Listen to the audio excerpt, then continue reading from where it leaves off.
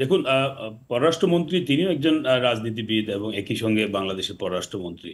ফলে ওনার যে বক্তব্য, নিশ্চয়ই উনি ব্যাখ্যা দিতে পারবেন যে উনি কেন এটি বলেছেন। তো আমি মনে করি যে বাংলাদেশ বাংলাদেশের মাননীয় প্রধানমন্ত্রী কোন দেশ সফর করবেন, কার সঙ্গে শীর্ষ বৈঠক করবেন, এটি আসলে কোনো দেশের আপত্তি অনাপত্তির কোনো বিষয় না। এবং আমার মনে হয় যে এটি গত 15 বছর মাননীয় প্রধানমন্ত্রী এটি অত্যন্ত পরিষ্কার করতে পেরেছেন যে বাংলাদেশের সঙ্গে মার্কিন যুক্তরাষ্ট্রের সম্পর্ক, বাংলাদেশের সঙ্গে চীনের সম্পর্ক বা জাপান কিংবা ভারতের এই সম্পর্কের মধ্যে যেভাবে বাংলাদেশ তার নিজস্ব যে আহ, উপায়ে এবং আমরা আমাদের যে পররাষ্ট্রনীতির যে মূল যে ভিত্তি, যে সবার সঙ্গে বন্ধুত্ব, কারোর সঙ্গে বৈরিতা নয়, এবং সকলের সঙ্গে যে একটা শান্তিপূর্ণ এবং শক্তিশালী সম্পর্ক প্রতিষ্ঠা, এবং সেটি কিন্তু উদাহরণ বাংলাদেশ দেখিয়েছে এবং যেটি সারা বিশ্বেই সমাদৃত।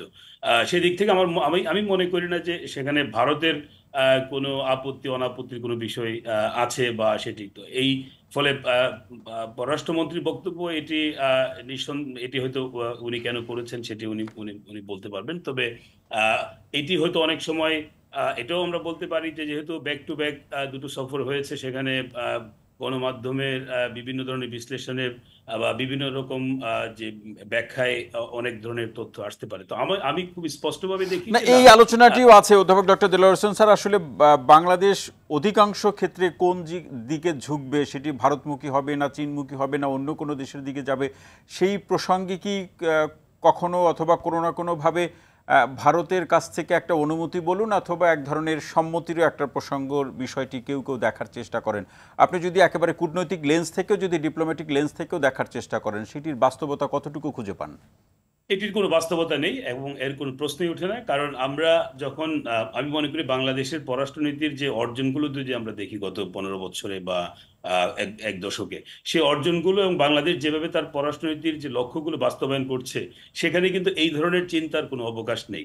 যেটি আমরা বলতে পারি সেটি হচ্ছে যে নিঃসন্দেহে বাংলাদেশ যখন চীনের সঙ্গে সম্পর্ক এক্সপান্ড করে বা শক্তিশালী করে, আবার একই সঙ্গে ভারতের সঙ্গে করে, মার্কিন যুক্তরাষ্ট্রের সঙ্গে করে, সেটি সেই সেই দেশগুলো তাদের নিজস্ব যে স্বার্থের যে একটা সমীকরণ আছে, সেই জায়গা থেকে তাদের অনেক ধরনের বিশ্লেষণ থাকতে পারে, সেটি তাদের নিজস্ব বিশ্লেষণ। যেমন এবারে এই সফর নিয়ে আপনার চীনের গণমাধ্যমে এক ধরনের বিশ্লেষণ দেখা যাবে, পশ্চিমা বিশ্বে গণমাধ্যমে এক ধরনের, আবার ভারতীয় গণমাধ্যমে আমরা আরেক রকম দেখতে পাচ্ছি। কিন্তু আমাদের গণমাধ্যমে আমরা নানা ধরনের বিশ্লেষণ দেখতে পাচ্ছি। নানা ধরনের বিশ্লেষণ দেখতে পাচ্ছি, ফলে কোনটি যে সত্য এবং সেখান থেকে সেটি আসলে এই জন্যই আসলে আপনার বিশ্লেষণ, এই জন্যই আপনার যে পেশাদারিত্বের ভিত্তিতে চিন্তা করার যে বিষয়টি গুরুত্বপূর্ণ, সেটি সেটি চলে আসে। তো আমি মনে করি না আপনি যেটি বলছেন যে এই ধরনের চিন্তা বা এই ধরনের আচরণ বা এই ধরনের ভাবনা বাংলাদেশের মধ্যে আছে। যদি সেটি থাকতো তাহলে আসলে চীনের সঙ্গে আমাদের সম্পর্ক গত এক দশকে যে পর্যায়ে আছে, আমরা হয়তো ভবিষ্যতে চিন্তা করছি বা আজকের একটা সামিটের আউটকাম নিয়ে কথা বলছি, কিন্তু আপনি যদি 10 বছরে চীনের সঙ্গে আমাদের সম্পর্কের গভীরতা অবজার্ভ করেন, সে বিশেষ করে অর্থনৈতিক সম্পর্কের ক্ষেত্রে এবং অন্যান্য ক্ষেত্রে, সেটি কিভাবে অর্জিত হলো, সেটিকে ভারত তো নিশ্চয়ই সেটি তারা দেখেছে।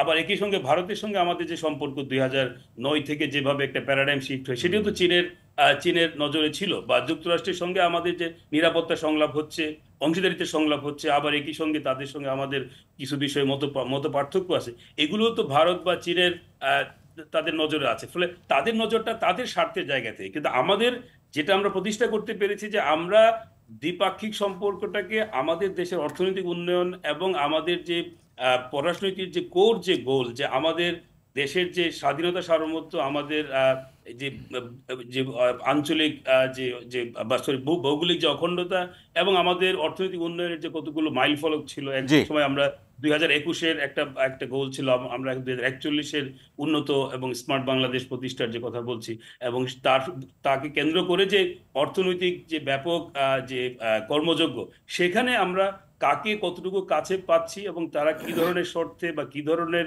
আর এটা তো শুধু বাংলাদেশের স্বার্থের বিষয় না, এটা একটা মিউচুয়াল ইন্টারেস্টের ব্যাপার আছে।